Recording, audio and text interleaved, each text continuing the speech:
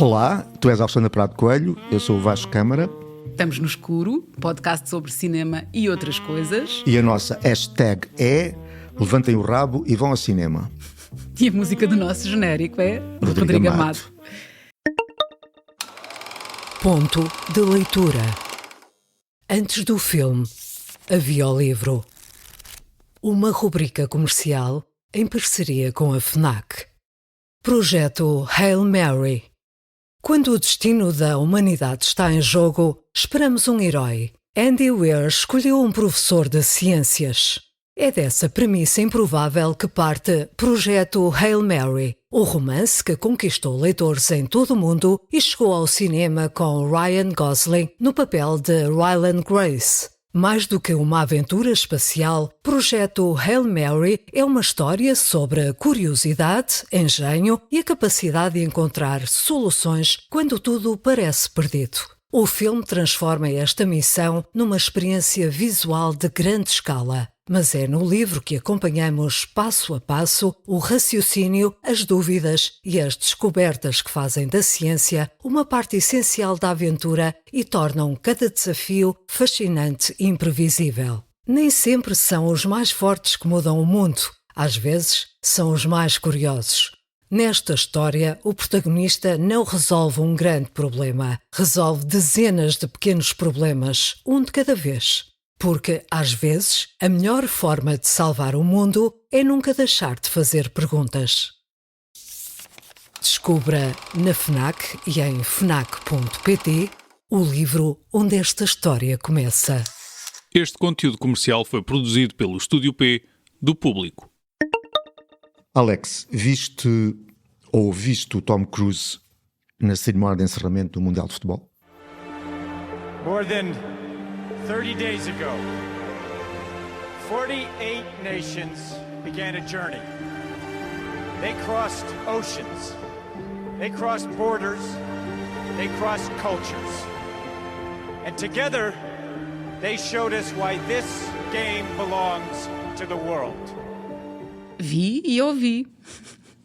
Sim, acho que soou-me ligeiramente a intuação. Eu não consigo sequer situar bem o que é que eu quero dizer com isto, mas há ali uns laivos da forma de falar do Trump. Foi o que me saltou, foi o que me ficou na memória, foi naquele discurso, que era um discurso, enfim, que se pretendia épico, imagino, não é? Sobre os povos juntarem-se nesta celebração que é o futebol, etc, etc. Ficaram-me ali, assim, alguns laivos da forma de falar do Trump. Tirando isso, parece-me que é o Tom Cruise a ser Tom Cruise, que é querer ser o centro de tudo. Sim, eu acho que esse lado do Trump é o lado messiânico, não é? O Tom Cruise é uma espécie de, desde logo, salvador do cinema, porque quando estreia um filme dele, isso tem logo efeitos assim, de tsunami nas bilheteiras, portanto é como se ele fosse uma espécie de desse o corpo, não é? Porque ele atira-se para o cinema como uma espécie de desporto radical, pondo em risco a sua segurança física, portanto ele dá o corpo para salvar o cinema. Logo isso é quase que o santificam. E dá alma? A questão é onde é que está a alma dele, esse é que é um problema. Não se ouve o Tom Cruise a falar. O Tom Cruise não fala de nada de muito íntimo, de convicções políticas, não se ouve, não é? Há uma espécie de neutralidade nele, que é algo inquietante, sendo que ele tem sempre uma espécie de discurso motivacional, quer dizer, ele está sempre a motivar as pessoas, porque desde logo se motivou a si próprio. Portanto, há ali uma espécie de trabalho para os outros, mas sabe-se muito pouco sobre ele. Eu acho que é das figuras mais misteriosas do cinema. Mas porquê é que tu dizes que ele se motivou a si próprio?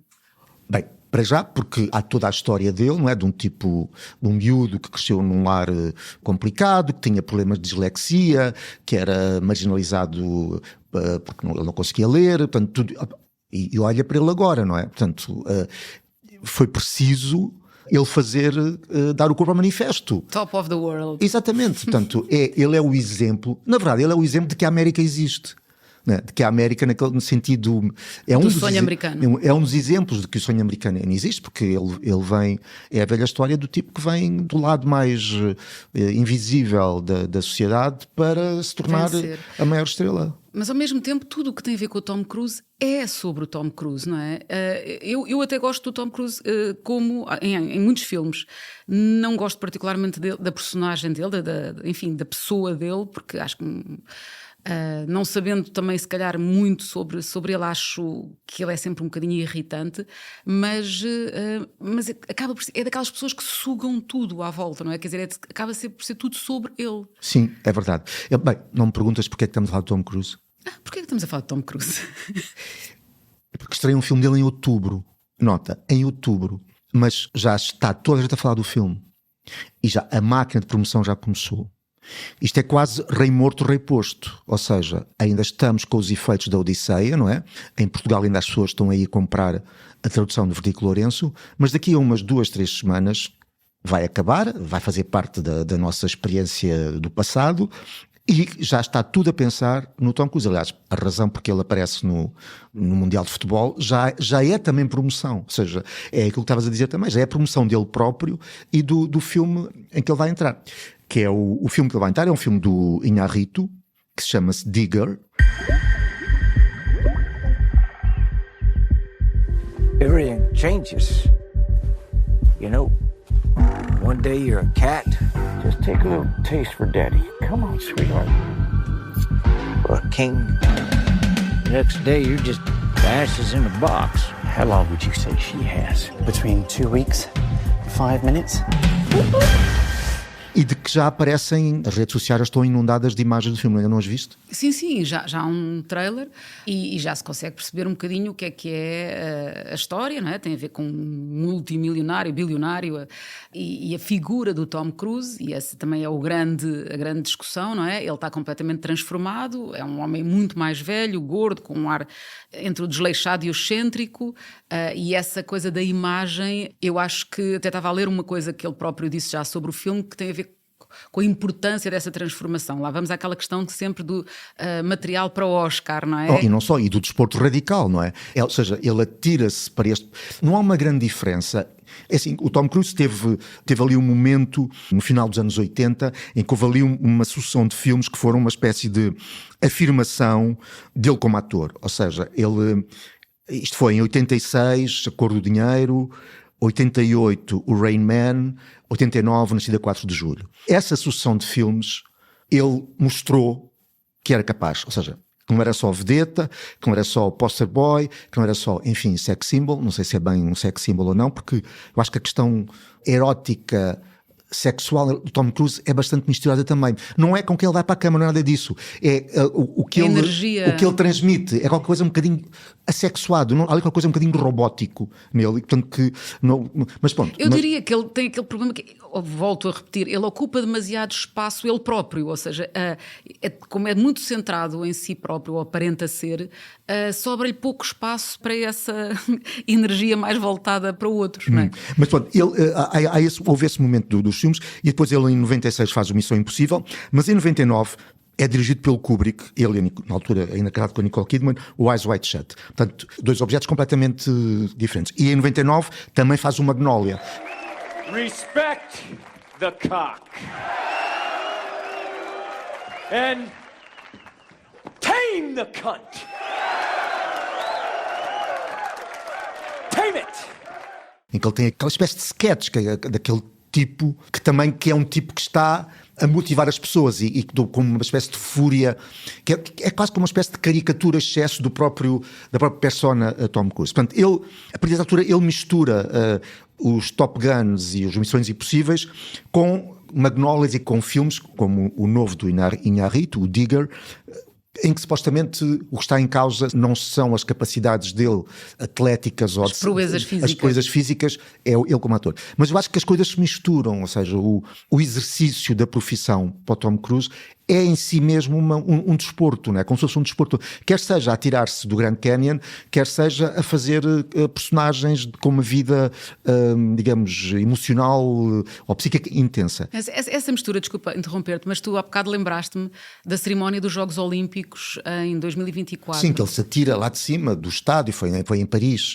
Ele atira-se lá de cima, depois chega cá abaixo, é recebido por as pessoas à volta a celebrá-lo, põe-se em cima de uma moto, agarra na bandeira dos Jogos Olímpicos e atravessa Paris, uma coisa completamente épica e a ideia desta, aí, mais uma vez, o Salvador, não é? Quem vem num momento difícil do mundo, ele projeta essa imagem permanentemente, não é? E eu estava a ler também uma notícia que saiu agora que diz que ele ficou um bocadinho desiludido pela recepção que teve no discurso do final do Mundial, porque esperava outra coisa, não é? Eu acho que ele tem esta ilusão de que, de facto, o mundo está à espera das suas palavras. Sim, como Cristo. Aliás, a posse de palavras, neste momento as redes sociais estão cheias de inícios de conversas com o Tom Cruise, ou pseudo-entrevistas com o Tom Cruise, porque ele, na verdade, não diz nada dele, não é? Eu vi há dias uma em que a coisa mais pessoal que ele disse, e o entrevistador tentava, ou tentou, era que ele gostava muito de ir ao cinema às sextas-feiras, sábados à noite, com os amigos e com baldes de pipocas. Foi assim a coisa mais pessoal, de cotidiano do Tom Cruise que soubemos. Ou seja, ele gosta de ir ao cinema, portanto, de facto, isso é verdade. Ele é um tipo, o cinema para ele, o cinema salvou-o.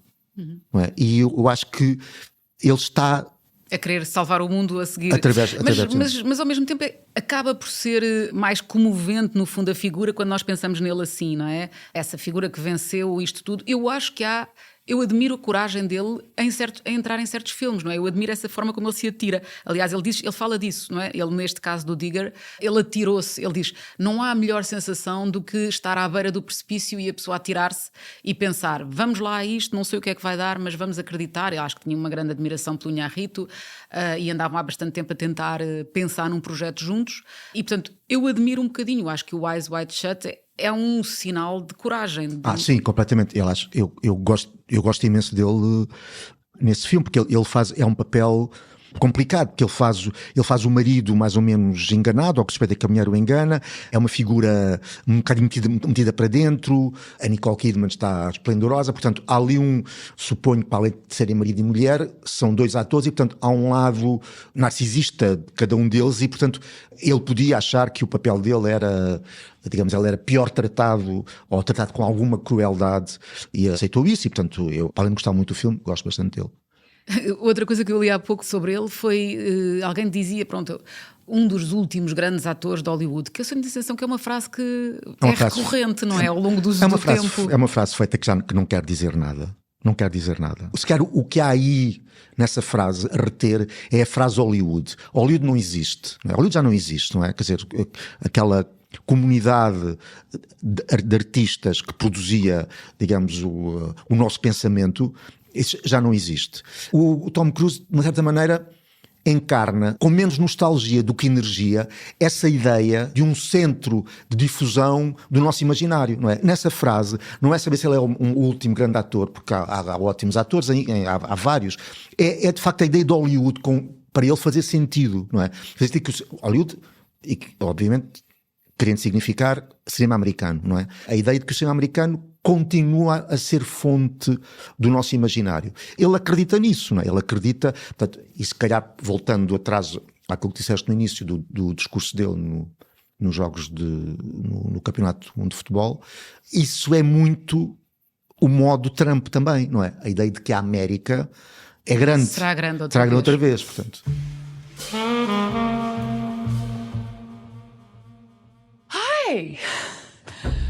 Hi, come in.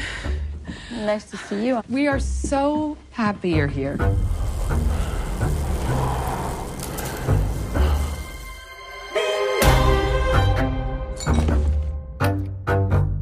Are we expecting people? Mas em relação a essa questão de Hollywood ter acabado ou não ter acabado, há um filme em cartaz, O Convite, que parece ser mais um daqueles filmes em que as pessoas redescobrem o prazer do cinema. Pronto, o filme tem uma série de estrelas, não é? A começar pelo Seth Rogen, mas a Penélope Cruz, o Edward Norton. E, portanto, já à partida chamaria a atenção por aí. Mas eu acho que o filme se revelou muito mais do que se estava à espera inicialmente, não é? Tem sido um sucesso e tem sido muito bem recebido. Diz-me tu, então. Então, eu gosto bastante do Seth Rogen. Pronto, não posso dizer que acompanhei a carreira do início, não é? Nos seus primeiros tempos de filmes mais... as comédias mais juvenis da sua carreira, mas depois vi a série que ele tem feito mais recentemente, o The Studio, e gosto bastante, e neste filme achei-o incrível, porque não só ele vem desse lado do humor, e isso funciona muito bem no filme, ele e nos outros, não é? Na dinâmica que se estabelece entre os atores ali, eu acho que a velocidade dos diálogos, a forma como...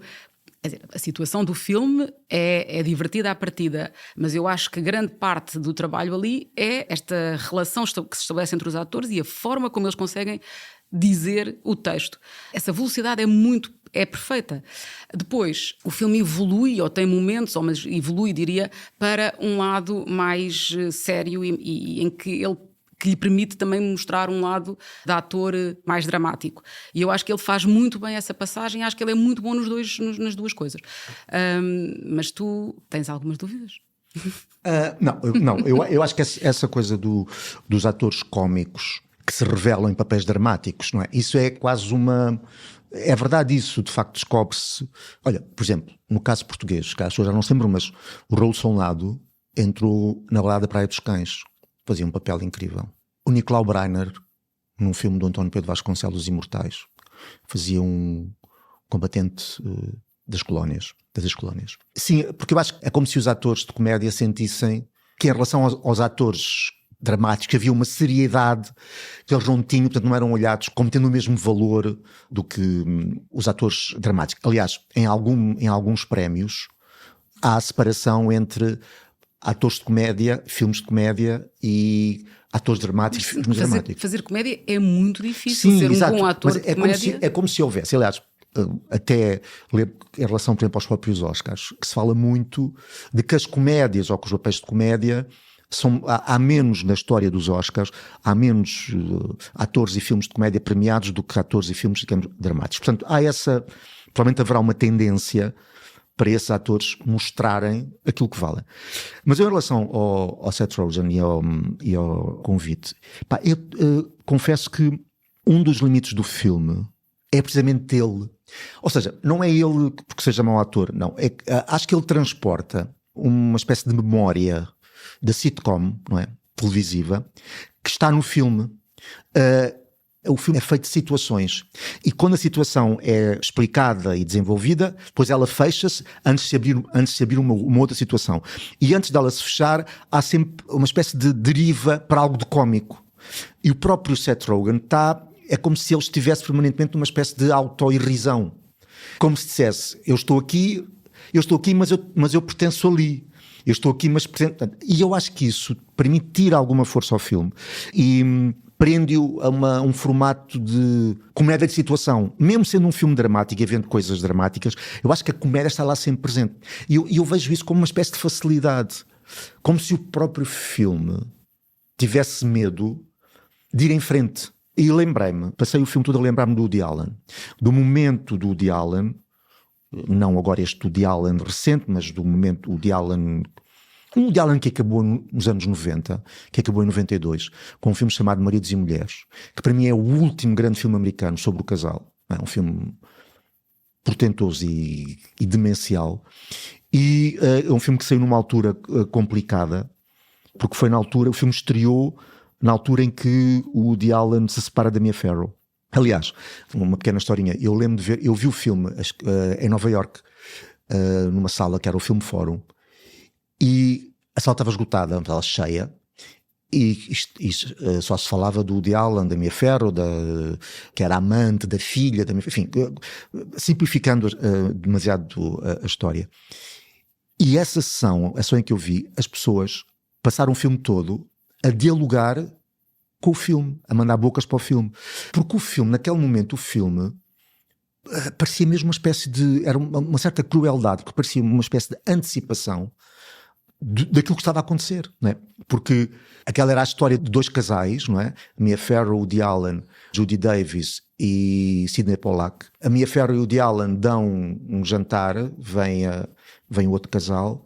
Portanto, há um casal que vem, que chega e que diz que se vai separar, e depois todo o filme é a conversa sobre isso, mas no fim quem separa é o casal que recebe. Portanto, ele parecia estar a antecipar, e isso tornava-o aos olhos dos espectadores muito antipático, como se ele tivesse também quebrado uma espécie de mitologia, não é? A mitologia daquele casamento que seria eterno, com as suas próprias idiosincrasias, que era ele viver de um lado de Central Park, a Mia Farrow viver do outro lado de Central Park. Portanto, isso dava uma espécie de magia àquela possibilidade de relação. As pessoas sentiram-se traídas porque queriam esse imaginário continuar. Exatamente, portanto, passaram o filme todo a responder, e um riso, que era um riso obviamente de eu sei o que estás a falar. Pronto.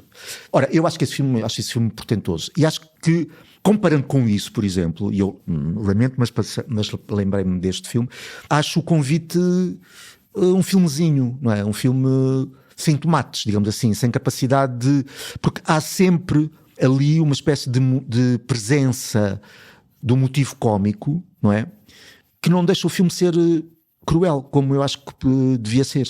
Sim, aliás, há um outro filme que se falou várias vezes a propósito deste, que é o Quem Tem Medo de Virginia Woolf, que também, quer dizer, leva as coisas de uma forma muito mais radical. Sim, até é uma espécie de grotesco até aí. Pronto, na linha dos filmes sobre casamentos e casais e crises de casais. Bem, para não falar dos filmes do Bergman, não é? Sim. Quer dizer, que aí, pronto.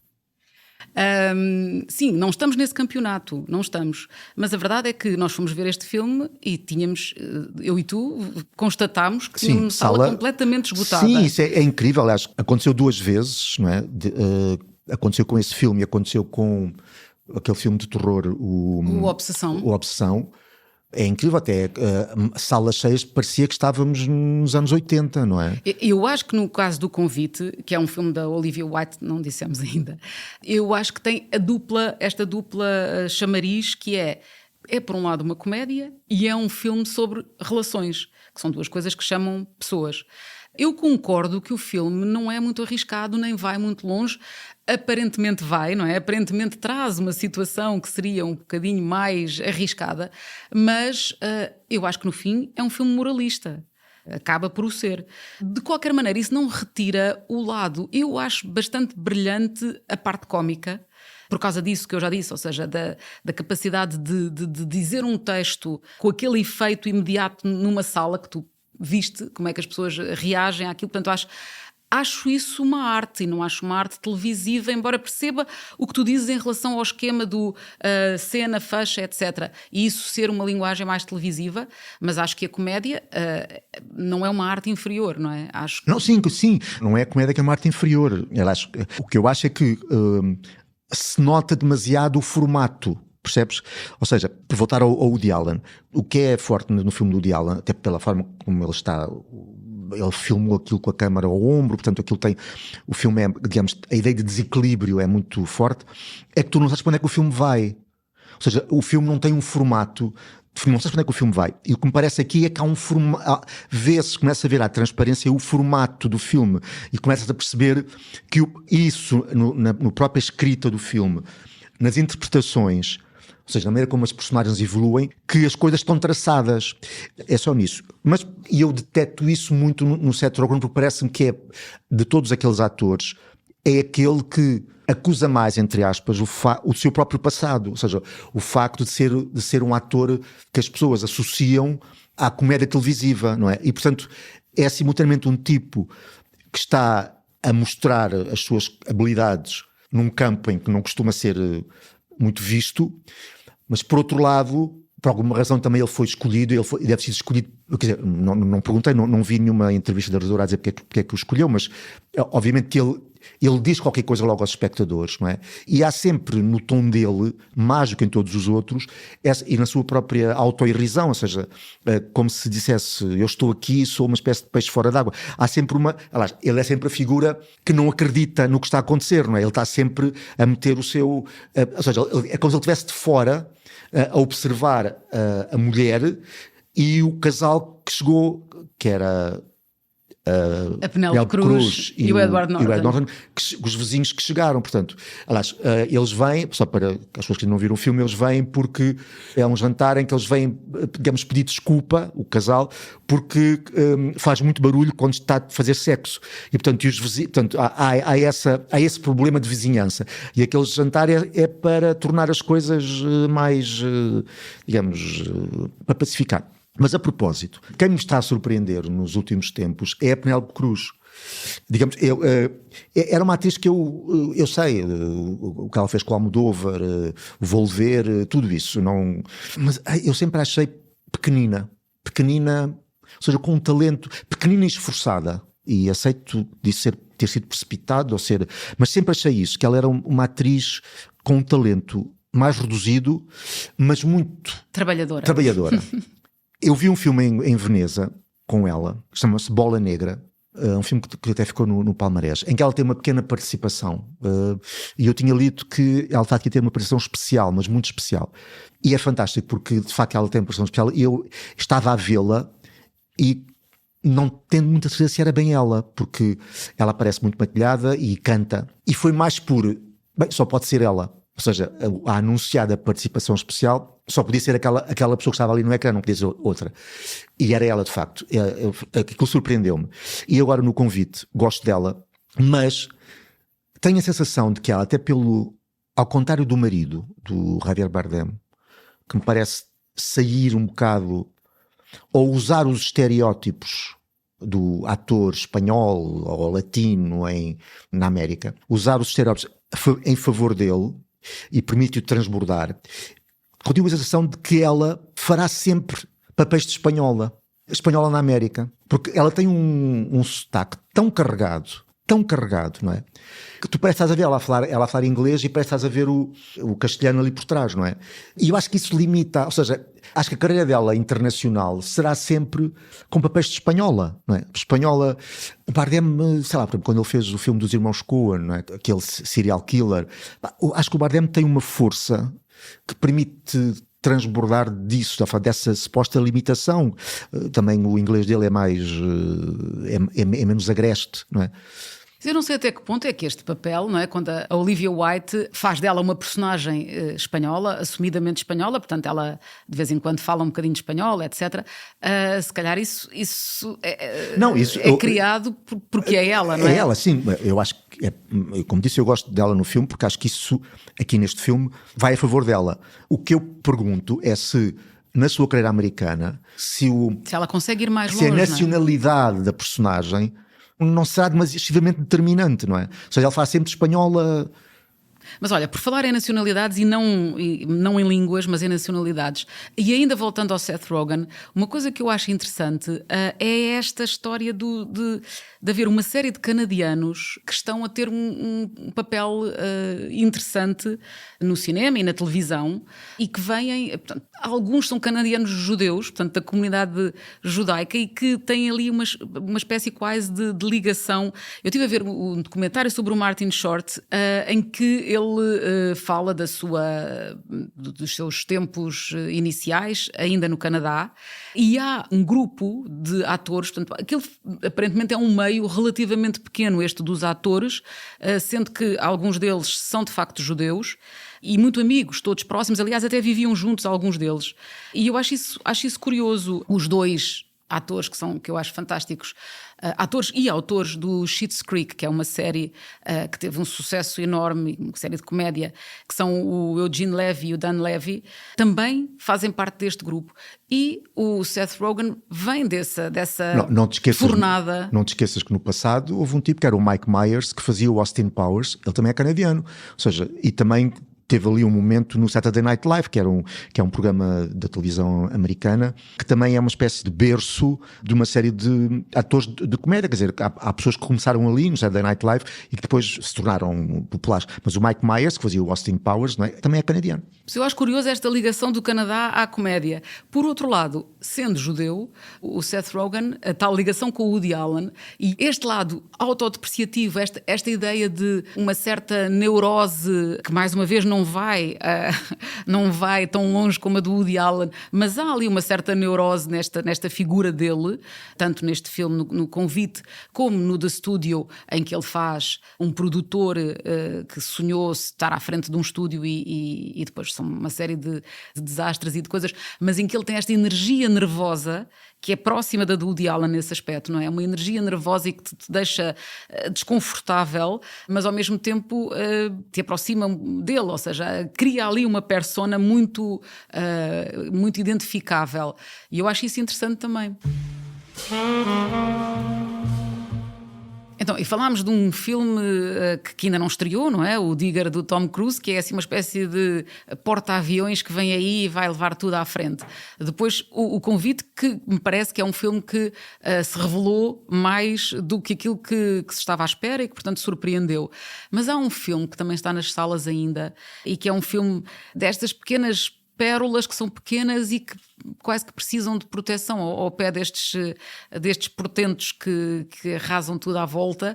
Depois as pessoas deixam de ter capacidade de olhar para estes pequenos filmes. Ainda por cima é um filme indiano que também geograficamente sai fora daquilo que é consumido habitualmente, não é? Que tem um título lindo, que é um título também que diz alguma coisa sobre ele próprio, não é? Que é O Canto das Árvores Esquecidas. आपने पढ़ी हैं कविताएं हमारी?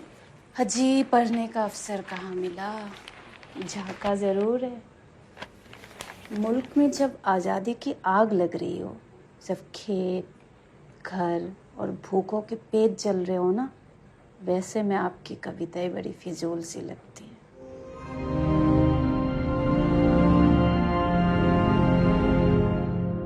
É uma primeira obra de uma realizadora, jovem realizadora, que se chama Anuparna Roy, que o ano passado no Festival de Veneza, portanto está a fazer um ano, na secção Horizontes, onde o filme passou, teve o prémio de melhor realizadora.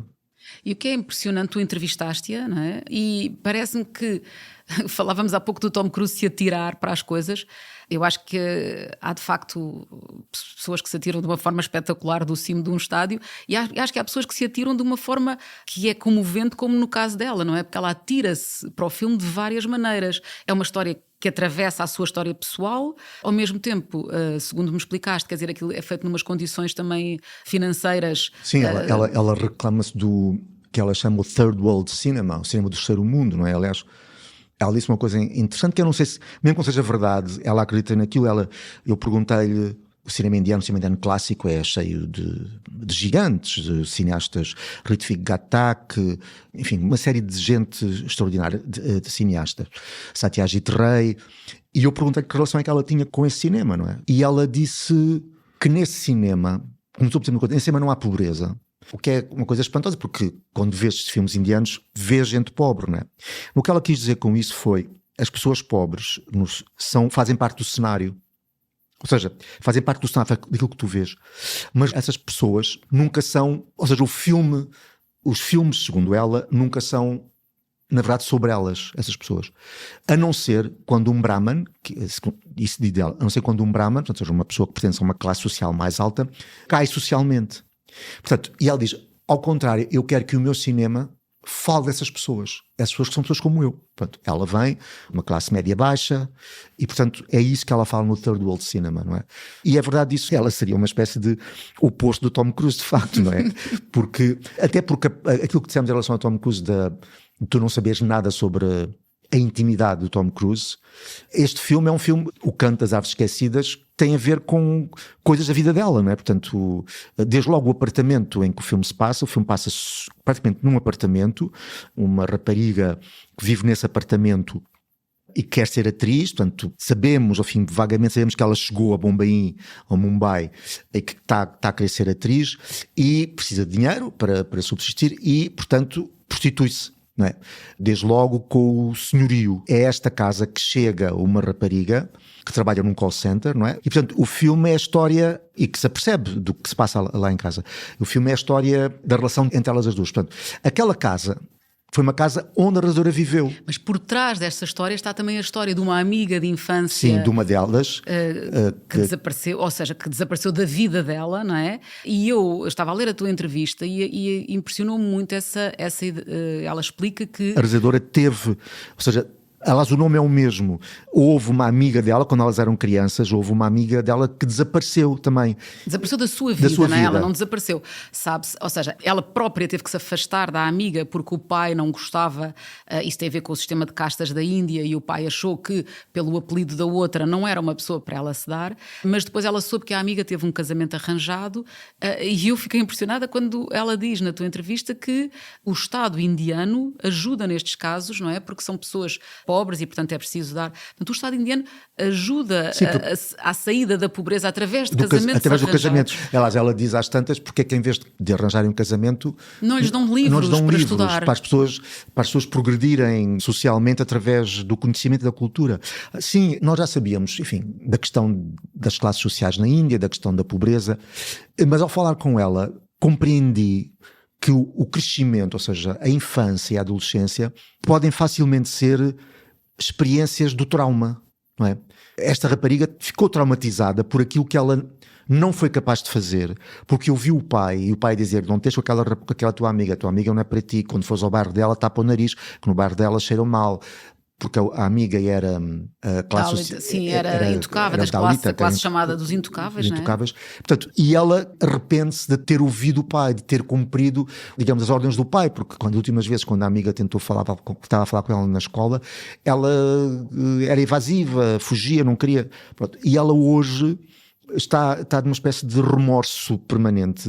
Por causa disso, ela sabe que a amiga provavelmente vive em Bombaim, casou-se adolescente, obrigada a casar, e quer e não quer reencontrá-la, porque ela diz: se eu a reencontrar, vou ter que lhe contar o que eu fiz, não é? O que eu fiz foi ouvir o meu pai, quer dizer que não deixo com aquela pessoa. E, portanto, ela está traumatizada. É um filme, eu acho um filme muito bonito e que obviamente vai passar despercebido, mas... O Digger vai arrasá-lo. O Digger que ainda não existiu já arrasou. Para não perder os novos episódios, subscreva este podcast do Público na sua aplicação preferida. Para além deste programa, há mais para descobrir em público.pt/podcasts. O Público fica no ouvido.